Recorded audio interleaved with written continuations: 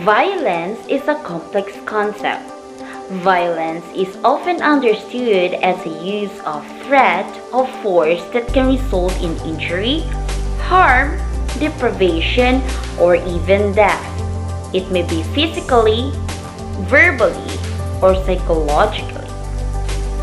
The World Health Organization defines violence as intentional use of physical force or power, threatened or actual against oneself, another person, or against a group of community that results in or has a highly likelihood of resulting in injury, death, psychological harm, maldevelopment, or even deprivation.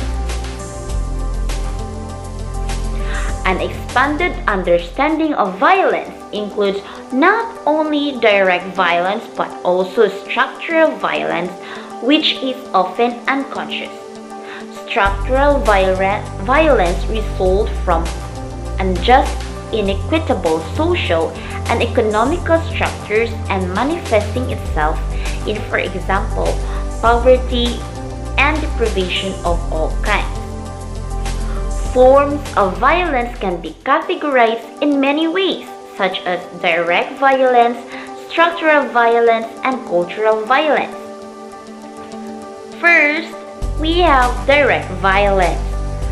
Direct violence is a violence that physically harming other people with intentions, for example, physical or behavioral such as wars, bullying, domestic violence, exclusions, or torture.